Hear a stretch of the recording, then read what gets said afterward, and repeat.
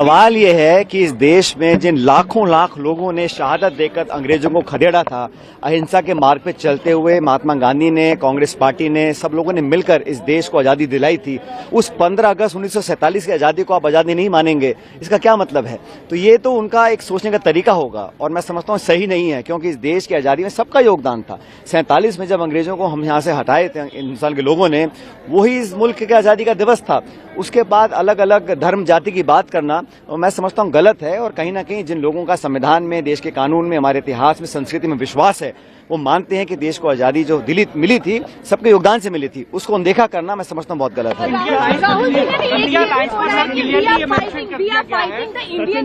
जिसकी वजह से बीजेपी ये बात, देखिए आप सब जानते हैं संवैधानिक संस्थाओं को नीतिगत तरीके से जो कमजोर करने का काम केंद्र सरकार कर रही है, जो विश्वसनीयता होनी चाहिए निर्वाचन आयोग की, संस्थानों की, उसमें कमी आ रही है।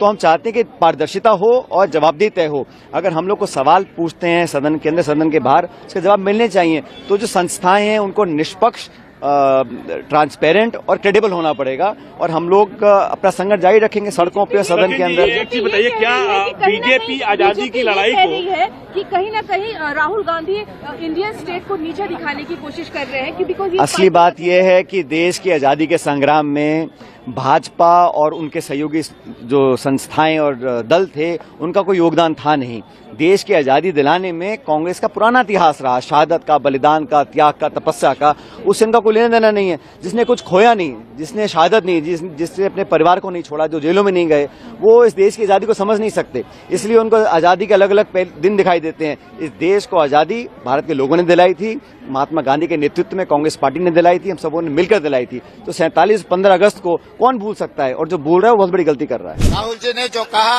ये आइडियोलॉजिकल डिफरेंसेस है, क्योंकि आजादी के लिए आरएसएस कुछ लड़ा ही नहीं, उन लोग कोई शहीद नहीं हुआ। इसीलिए देश को जो स्वतंत्र मिला वो आरएसएस पहचानने के लिए राजी नहीं है। इसीलिए वो लोग जो आजादी के बारे में कुछ कहने के लिए, तारीफ करने के लिए तैयार नहीं है। तो उनका एक्चुअल आइडियोलॉजी वही है, मोहन भागवत जी ने वही ने कहा। इसीलिए राहुल गांधी जी ने ये कहा आपको आजादी से कोई लेना देना नहीं है।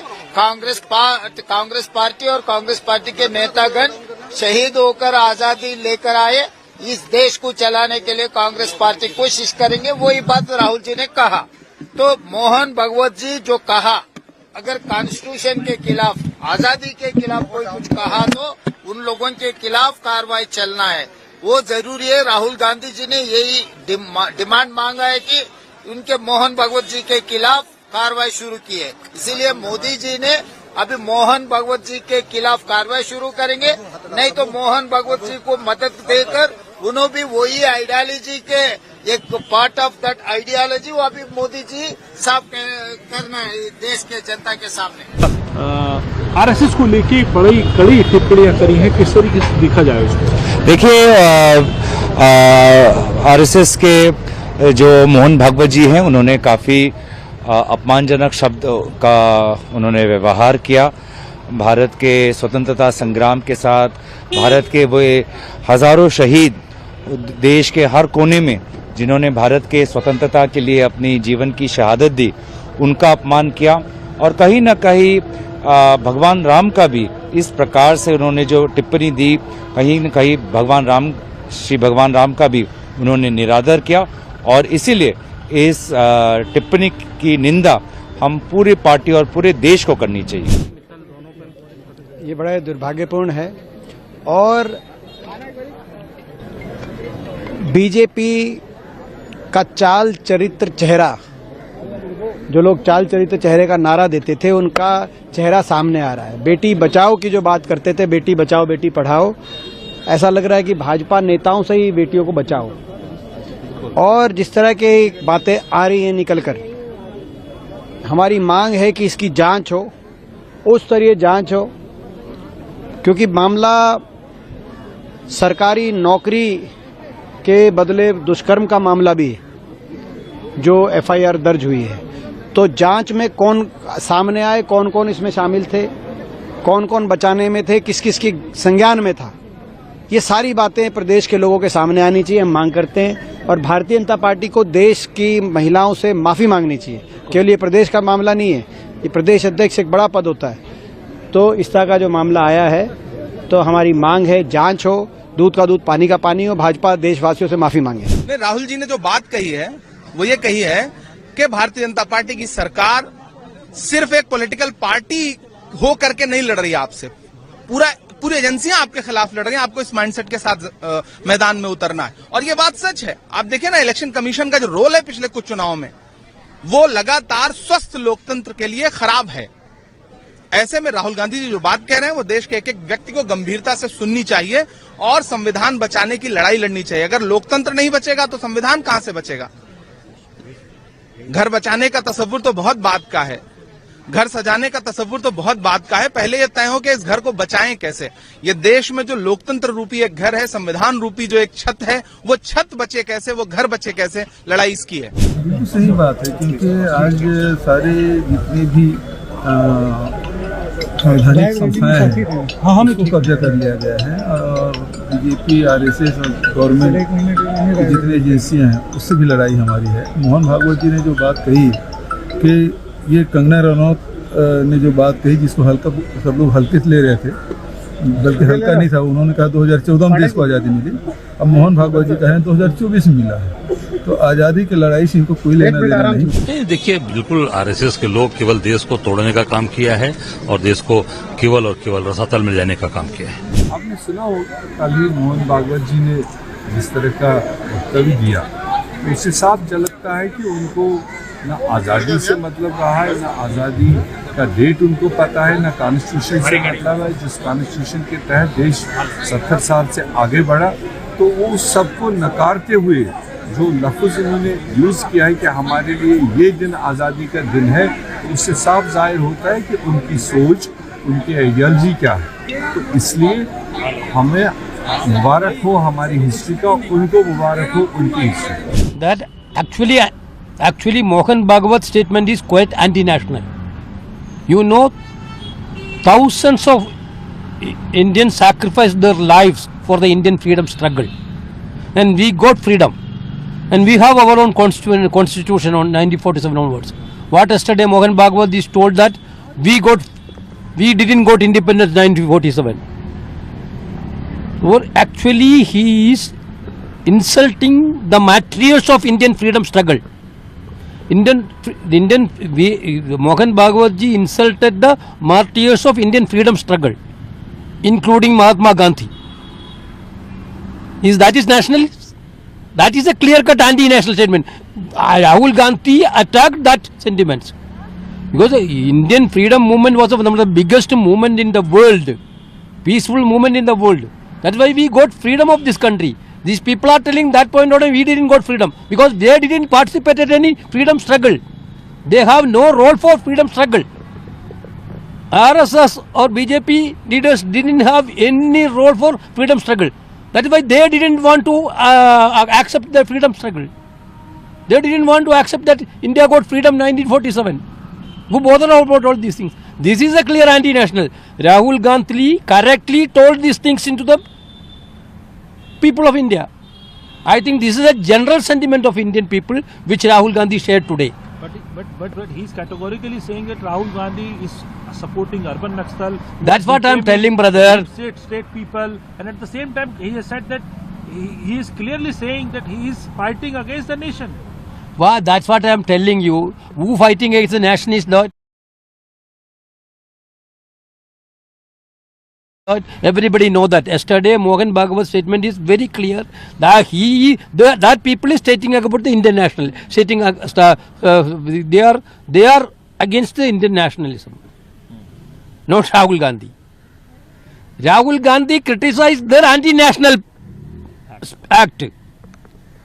Once Rahul Gandhi is criticizing their anti-national act, it is quite interesting things that they are telling Rahul Gandhi is supporting urban Naxal. They didn't have anything to say. We are going to take all this issue to the people of this country because we cannot accept this statement at all. This is a totally an insult to the Indian community, Indian people and the martyrs of Indian freedom struggle. So we are not going to accept it at all, certainly. This is a very historic day for the Congress party. 100 years after Mahatma Gandhi ji taking over the leadership of the Indian National Congress for the freedom struggle, this office has been dedicated in the name of Srimati Indira Gandhi. This is called the Indira Gandhi Bhavan. This is not only a Congress office. This is a temple for all congressmen in the country who saved this, who gave independence and saved democracy. So, in every floor, from the history from 1988-85 till 2005, every important pictures also has been shown like an exhibition.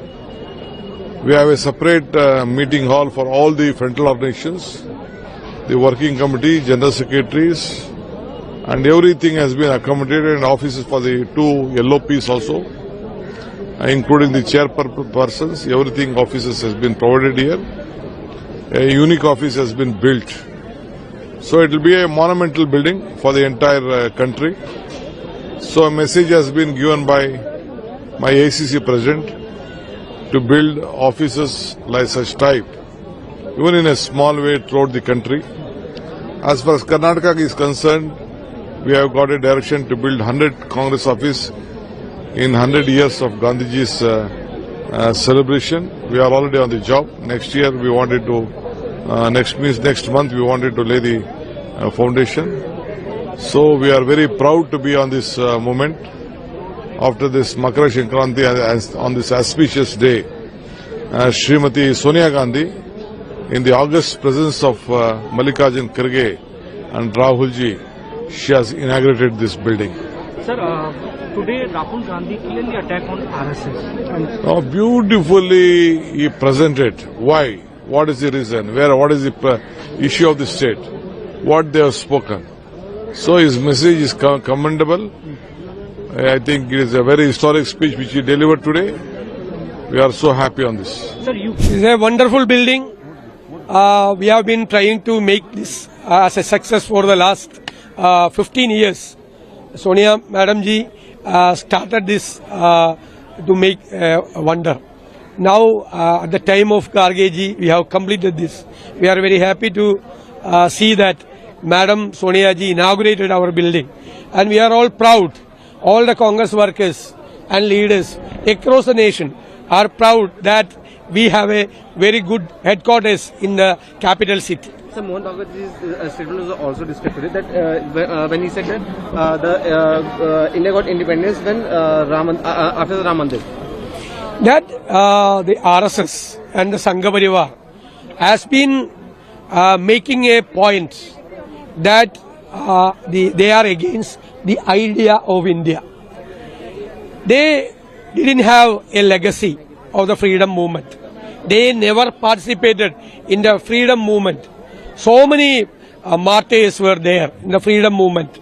And thousands of people tried together on shoulder to shoulder, irrespective of their community, to fight against the British. And the Sangha Parivar was not in that movement. So they are not the part of idea of India. As Rahul ji said in this meeting, there are two ideas in India. One is the idea of India.